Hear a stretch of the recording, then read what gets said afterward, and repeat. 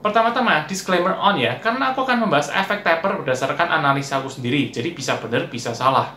Jadi, cerita dimulai dari China, di mana terjadi case pertama COVID-19 yang ternyata juga menyebar ke seluruh dunia, tak terkecuali Amerika Serikat.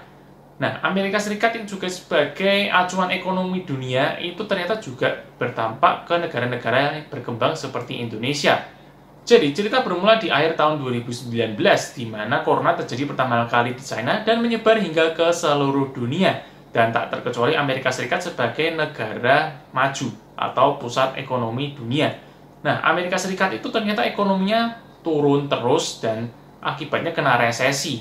Dan itu juga berdampak tidak langsung ke negara berkembang seperti kita Indonesia. The Fed atau Bank Sentral Amerika juga tidak tinggal diam menanggapi kejadian ekonomi Amerika yang turun terus, sehingga The Fed menurunkan suku bunga terus-menerus hingga saat ini. Di satu sisi The Fed menurunkan suku bunga, The Fed juga melontarkan kebijakan quantitative easing atau mencetak uang dengan suplai yang sangat banyak, dan uangnya itu digunakan untuk membeli obligasi atau dimasukkan kredit-kredit perumahan sehingga ekonomi tetap berjalan.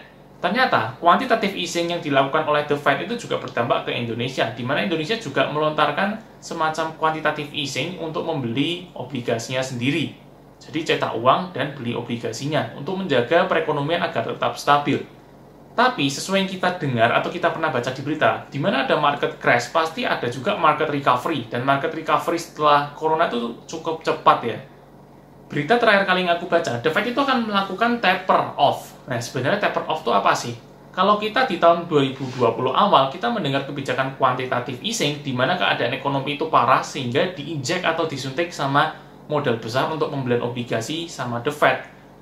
Jadi, taper off itu seperti lawannya dari quantitative easing. Sekarang itu sudah dianggap sebagai market recovery, dan market recovery-nya cukup cepat dan baik, sehingga quantitative easing atau pembelian untuk penambahan neraca The Fed itu dirasa sudah cukup atau bahkan berlebih. Jadi taper off itu istilahnya untuk mengurangi kebijakan pembeliannya dari quantitative easing. Kalau misalnya dulu quantitative easing sebulan bisa beli obligasi sampai 100 miliar dolar AS, misal ya. Jadi dengan adanya taper off, kebijakan itu akan dikurangi menjadi 80 miliar dolar atau 60 miliar dolar, dan angkanya akan semakin berkurang kalau istilahnya taper. Nah, sebenarnya efek taper itu apa untuk Indonesia? Saat terjadi quantitative easing, biasanya uang itu akan mengalir dari negara maju ke negara berkembang, which is itu Indonesia. Jadi Indonesia dapat capital inflow. Nah, sekarang kalau sudah taper off, biasanya aliran modal itu akan outflow dari negara berkembang, negara kita ke negara yang maju. Di sikon ini ya Amerika. Terus hubungannya sama obligasi sama kripto apa? Ini analisa aku sendiri ya, jadi disclaimer on. The Fed yang merasa ekonomi itu kurang baik di awal tahun 2020 melontarkan kebijakan quantitative easing, di mana The Fed bisa mencetak uang sebanyak yang dia mau. Sementara di kripto, jumlah koin-koin yang ada itu terbatas, tapi tidak semua koin ya. Contohnya aja kayak Bitcoin. Bitcoin itu kan koinnya terbatas. Jadi kalau aku melihat ini agak bertolak belakang, di mana kalau terjadi quantitative easing, maka kripto akan bagus, tapi di mana akan terjadi taper, harga kripto akan kurang bagus, tapi menurutku itu hanya sementara aja sih. Nah, sementara kalau pengaruhnya dari obligasi apa? Nah, sementara kalau obligasi, itu kan selama ini di quantitative easing, berarti setiap bulan ceritanya kayak ada buyer yang siap untuk beli obligasinya. Nah, sekarang kalau terjadi taper, berarti kan obligasinya porsi pembeliannya berkurang dan kemungkinan besar bisa terjadi koreksi harga. Tapi untuk long term sih menurutku masih oke-oke aja. Kecuali untuk short term ya, mungkin akan ada koreksi harga.